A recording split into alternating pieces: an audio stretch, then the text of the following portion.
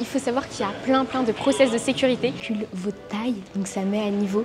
Et après, vous avez vraiment comme un vrai massage. Mais là, vous n'êtes pas prêts. Vous n'êtes pas prêts parce que vue de fou, vraiment. On commence par quoi? La vue ou le jardin? Il y a 2 personnes globalement dans toute la piscine. Voir des projections de films. Donc vous avez tout ça pour vous. C'est trop bien. Hello et bienvenue dans mon appartement tour à Bangkok. Pour ceux qui ne savent pas, je viens d'arriver il y a à peu près 2 semaines. J'ai pris un condo pour 2 mois et aujourd'hui je vous le fais visiter. Pour ceux qui ne savent pas ce que c'est qu'un condo, donc en fait ce sont des grands immeubles que tu peux trouver un peu partout en Thaïlande et qui donnent accès à pas mal de services qui sont compris dans le prix de votre loyer, comme des salles de sport, des espaces de coworking, des lunchs, des piscines, etc. en fonction évidemment des condos. Donc aujourd'hui je vais vous faire visiter le mien. Alors let's go! On se retrouve en bas.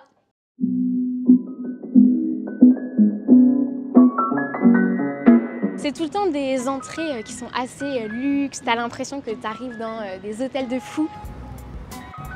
Là vous avez un petit accès plutôt pour les enfants. Vous avez de l'herbe et des petits jeux d'eau. Vous avez un petit espace où vous pouvez vous asseoir, manger éventuellement. Donc là on va rentrer. Alors il faut savoir qu'il y a plein de process de sécurité. Encore dans le mien ça va, c'est qu'avec la carte. Mais il y en a des fois, il y a des Face ID, l'empreinte aussi. Donc vous allez voir à chaque salle où on va, dans tous les cas, il faudra toujours valider. On arrive dans le lobby. C'est là où on peut un peu se poser, attendre nos taxis, etc. Il y a souvent pas mal de monde quand même. Donc on va essayer de pas trop filmer les gens, mais vous avez plein en fait de petits cocons, de petits salons quoi. Et là vous avez les boîtes aux lettres. Alors en fait vous scannez votre carte et directement votre boîte aux lettres est s'ouvre. La mienne est là. D'ailleurs j'ai du courrier. Comment ça se fait, je ne sais pas, ça doit pas être pour moi. Là, vous avez la Juristic Office. Bon, là, elle est fermée parce qu'on est dimanche et elle est ouverte de lundi à vendredi. Donc, c'est un petit peu l'accueil. Si vous avez des questions ou quoi que ce soit, vous voulez récupérer des colis, vous allez là. Enfin, vous avez les mêmes services, en fait, finalement, qu'un hôtel. Juste là, on est dans un condo. En fait, je viens de voir qu'elle n'est pas fermée le dimanche. Je dis n'importe quoi, il y a quelqu'un qui a sonné et ils sont arrivés. Donc, c'est aussi ouvert le dimanche. Et vous pouvez aussi réserver des salles directement à la Juristic Office. Ici, du coup, vous avez vos boîtes aux lettres pour recevoir vos colis plus volumineux, on va dire.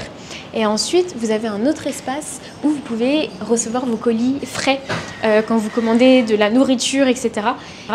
Et là, c'est juste là, sur la droite. Hop. Ouais.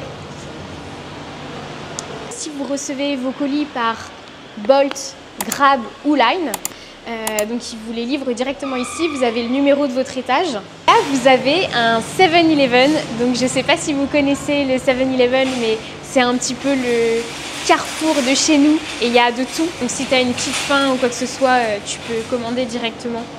Par contre, tu peux que payer par cash. Sinon tu es obligé de payer par carte et il faut des cartes taille ou des QR codes, etc. Donc bien penser à ramener ton cash. Et là vous avez une autre machine pour prendre plus des boissons, des cafés. Là, vous avez le parking si vous avez une voiture ou des scooters. Il faut encore repasser la carte. Heureusement qu'il n'y a pas de Face ID parce que moi, je suis tellement petite que des fois, on voit même pas ma tête sur les caméras. Là, on se retrouve du coup sur les ascenseurs. Il y en a plein. Ils sont très lents par contre parce qu'il y a beaucoup d'étages. Donc nous, on va aller au 8e. Donc là, pareil, on remet la carte pour choisir son étage. C'est bizarre, à chaque fois, il n'y avait pas le numéro 13 et Olivia vient de me dire que c'est parce que ça porte malheur. Je savais pas. Donc là, on arrive au 8e étage. C'est l'étage de la piscine et de la salle de sport. Donc piscine à l'ombre quasiment toute la journée, à part le matin. Elle est assez grande et aussi très froide. Là, vous avez un petit espace où vous pouvez manger. Des espaces privés un petit peu dans la nature pour chiller, lire le matin. Et surtout qu'il n'y a pas beaucoup d'arbres ici. Je trouve que c'est ce qui manque à Bangkok. En même temps, c'est la ville, donc c'est normal. Mais il y a très peu de végétation et de parcs. Moi, j'adore ça. Et donc, c'est chouette d'avoir des petits endroits comme ça ici. Des transats hors de l'eau et surtout des transats dans l'eau pour bronzer. Parce que je crois qu'on bronze mieux quand on est sur l'eau. Vous pouvez faire des grandes longueurs ici. D'ailleurs, je ne sais pas si celle-ci, elle est chaude ou froide. Non, elle est froide. Elle est bien froide. Et vous voyez aussi pas mal la pollution quand même. Surtout en ce moment, c'est assez hardcore. On est à indice 180. Là, c'est 1,20 m de profondeur. C'est cool parce que du coup, vous pouvez toujours trouver un peu un coin dans la piscine où vous posez et être tranquille. À savoir que vraiment, il y a très peu de personnes. Là, vous voyez, on est dimanche. Il y a 2 personnes globalement dans toute la piscine, donc ça va. Vous avez la petite fontaine. Et là, vous avez des sièges dans l'eau massants, mais qui ne sont pas activés. Et là, vous avez le jacuzzi juste en haut, ici. On essaye de pas trop déranger les gens parce qu'il y a 2 personnes dans le jacuzzi. Ça, c'est trop bien. Il est super chaud. Et là, du coup, vous avez un espace pour vous changer. Là, pour prendre vos douches, des casiers pour vous changer. Et le hammam, juste ici. Vous l'allumez, mais franchement, il chauffe super vite. Et souvent, il est déjà allumé. Là, pour le coup, il n'est pas allumé. Mais la plupart du temps, il est déjà allumé par quelqu'un. Donc, vous avez juste à rentrer et éventuellement mettre plus fort. Et il y a un truc qui est bien, c'est que dans les salles là, pour vous changer, vous avez des miroirs. Donc, en fait, vous pouvez directement vous voir si vous voulez vous changer. Parce que je sais que moi, dans mon appart, j'ai aucun miroir. Donc, pour regarder comment on s'habille, etc., c'est pas pratique. Et ensuite, on peut directement retrouver la salle de sport. Donc là, vous avez à chaque fois des petits espaces un peu privés pour bronzer, si vous voulez, vous postiche un peu au soleil. Là, pour le coup, c'est au soleil. Et ensuite, vous avez la salle de sport. Et franchement, elle est trop bien, elle est hyper spacieuse. Pareil, il va y avoir du monde, donc on va pas parler trop fort. Vous avez les machines pour courir, et ça, c'est trop chouette parce que vous avez une vue de ouf quand vous courez. Vous avez aussi des espaces un peu plus privés, vos petits squats avec une vue de dingue. Et là, vous pouvez prendre directement de l'eau. Après, vous avez le vélo, vous le verrez, et moi, vous l'avez compris si vous regardez les vlogs, je fais beaucoup de sport. Donc je trouve qu'il y a quand même des machines qui manquent, notamment les machines pour faire les squats, les barres à vide, etc. Mais ça reste quand même hyper chouette d'avoir une salle de sport et il y a quand même de quoi bien s'amuser. Des petits fauteuils comme ça pour se poser, parce que c'est vrai que dans la salle de sport, sinon tu le fais quand tu arrives dans les vestiaires, mais là c'est chouette si tu veux faire juste une petite pause avant de retourner sur un exercice, bah, tu peux t'asseoir tranquillement et attendre, respirer et enchaîner après. Là vous avez la laundry.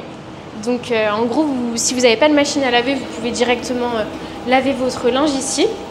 Ça sent très bon, vous n'avez pas l'odeur, mais ça sent vraiment bon. Mais par contre, il fait chaud. On ne sait pas ce que c'est. Olivia vient de me dire qu'elle a eu une expérience avec cette machine un peu catastrophique. Donc apparemment, il y a de l'eau qui coule à fond. Donc je sais pas s'il y a des gens qui savent ce que c'est. Franchement, dites-le nous en commentaire parce que c'est intriguant. On laisse un point d'interrogation sur cette machine pour le moment. Mais sachez qu'elle existe du coup. Et maintenant, on se retrouve au 47e étage. Donc là, on va tout en haut, vous allez voir, vue de dingue. Et ouais, je vous disais aussi, les ascenseurs, ils sont ultra longs. Et c'est vrai qu'on se dit tout le temps, ah ouais, être tout en haut, c'est trop bien, vue de ouf. Mais c'est aussi super long. À chaque fois, en fait, quand les gens viennent, bah là, vous voyez, ça va sûrement s'arrêter avant le 47e parce que les gens ils appuient, ils s'arrêtent, ils veulent descendre, etc. Enfin bref, ça reste quand même très long. Donc quand vous faites des allers-retours, sortir de votre logement, vous redescendez en bas, vous avez oublié un truc, etc. C'est quand même assez contraignant quand on n'a pas l'habitude, faut avoir de l'organisation. On est au 47e étage, c'est l'espace de coworking, de siège maçon et aussi la vue rooftop. J'espère qu'il n'y aura personne au siège maçon parce que j'ai trop envie de vous les montrer. Dimanche, il y a du monde. On va quand même vous les montrer parce qu'il y a 2 espaces où on ne voit rien. Et je vais vous faire des signes pour vous montrer comment ça se passe parce qu'ils sont vraiment bien.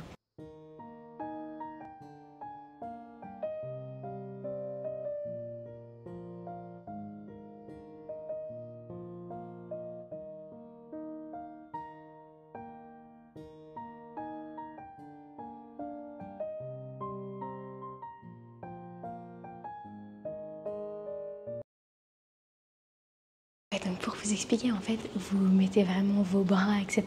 Ça calcule votre taille, donc ça met à niveau. Et après, vous avez vraiment comme un vrai massage. Vu qu'en fait, vous avez vos bras à l'intérieur et vos jambes, vous avez des pressions aussi, comme si c'était quelqu'un qui vous massait en 360. Maintenant, on va aller à l'espace de coworking. Pareil, on parle pas trop fort parce qu'il y a sûrement des gens qui travaillent. Vous avez une petite imprimante, si vous voulez imprimer des trucs. De coworking. Vous pouvez vous asseoir un petit peu n'importe où. Donc ici, choisissez un petit peu quoi. Vous avez une très belle vue. Et j'aime bien parce que c'est un univers quand même un petit peu de nature. de fausses verdures. C'est pas des vraies fleurs, mais voilà. Ça ramène un petit côté naturel. Et là, vous avez la cuisine. Donc ça, c'est un espace qu'on peut utiliser quand on veut, mais même si on veut inviter des gens, faire une soirée ou quoi que ce soit, bon là, ça permet d'avoir un espace où vous mettez vos boissons au frais. Vous pouvez cuisiner des petits trucs, vous installer si vous voulez travailler ou quoi directement. C'est quand même assez stylé, mais vous allez voir quand on va aller tout en haut, c'est assez dingue. Bon, là, j'ai les toilettes, mais elles sont cool. Et maintenant, on va aller au rooftop. Vous avez en haut un petit espace lounge où vous pouvez vous installer pour travailler. Par contre, s'il n'y a pas la clim, donc il fait chaud. Mais là, vous n'êtes pas prêts. Vous n'êtes pas prêts parce que vue de fou, vraiment. On commence par quoi? La vue ou le jardin? On commence par le jardin. Ça, vous êtes obligé de regarder la vidéo entièrement. Et donc là, on a un énorme jardin. Moi, ça me rappelle d'où je viens, la Bretagne. Donc des fois je viens avec ma serviette, je me pose et comme ça je peux bronzer. Vous l'aurez compris, je l'ai fait qu'une fois, vu comment je suis blanche évidemment. Mais c'est trop bien parce qu'il n'y a jamais personne. Donc vous avez tout ça pour vous, c'est trop bien. Vous avez aussi une vue de ouf évidemment, plein de jolies petites fleurs de toutes les couleurs. Et dans le fond, en fait, vous avez un jardin collectif. Vous voyez, il y en a plein qui ont leur petit pot d'aloe vera et tout, c'est trop marrant, c'est trop mignon. Et moi, j'aime trop me poser ici parce qu'il n'y a vraiment jamais personne. T'es trop bien, t'es sur ton petit siège, tu peux lire, écouter de la musique ou même être au téléphone. Donc j'y vais souvent en fin d'après-midi ou début d'après-midi. Et là, on se retrouve sur la vue de fou. D'ailleurs, j'avais même jamais essayé ce truc de jumelles. Ah ouais, putain, c'est dingue. Par contre, la pollution, c'est fou. Genre, on voit rien. Mais voilà, vous avez vraiment là une vue de fou sur Bangkok. Profitez.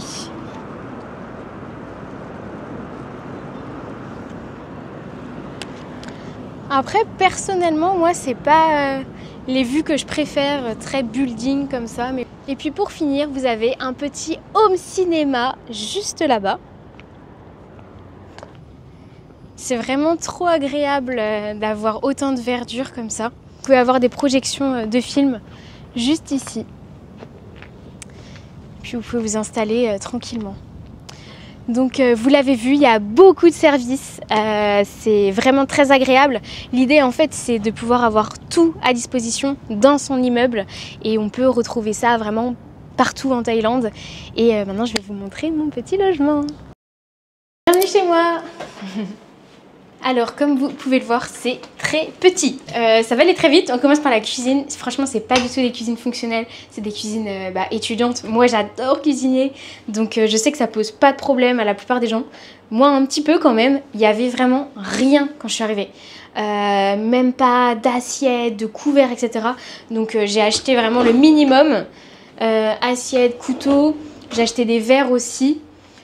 Il y a quand même un micro-ondes et un grille-pain. Ce n'est pas une bouilloire, ceux qui l'ont vu dans le deuxième vlog comprendront la petite blague, mais du coup j'ai un thermos qui me sert à rien. Après ici il y a le petit coin salon. C'est moi qui a décidé de mettre la table ici, de base elle était là-bas, mais en fait je déteste travailler face au mur. Il faut toujours que j'ai une vue très dégagée, donc c'est pour ça que je l'ai mise là, parce qu'en soi je me sers pas du salon, je regarde jamais la télé. Donc voilà mon petit bureau de quand je passe mes appels et que je peux pas travailler dans l'espace de coworking. Après ici vous avez la machine à laver. Les machines à laver elles sont toujours à l'extérieur. Ma vue aussi, une jolie petite vue qui est très sympathique aussi au coucher du soleil, je vous mettrai des photos. Mais l'avantage c'est qu'on a par contre une très belle luminosité. Je sais pas si ça se voit mais quand je me mets comme ça face à la fenêtre, vraiment on est très bien éclairé. Mais par contre, revers de la médaille aussi, ça chauffe beaucoup les logements donc il faut mettre la clim, sinon tu crèves de chaud quoi. Et ensuite on a ma chambre qui est juste ici. Voilà, petit lit. Pareil, attention, quand vous rentrez dans un condo, essayez le lit. Moi, j'ai même pas pensé à le faire, mais en fait, les lits en Thaïlande, ils sont très très durs. Et le mien, mais laissez tomber, il était ultra dur. Donc j'ai dû négocier avec le proprio qui m'a rajouté la futon en fait dessus, juste ici. Mais sinon, vraiment, c'était impossible de dormir. J'ai dû dormir 4 nuits dessus. Le truc super dur. Petite armoire aussi qui est juste là. Vous verrez que moi, j'aime bien plier mes affaires à la Marie Kondo. Je crois que je l'ai déjà dit dans le vlog de quand je faisais ma valise, le premier vlog. Mais voilà, en triant avec les couleurs. Et la salle de bain.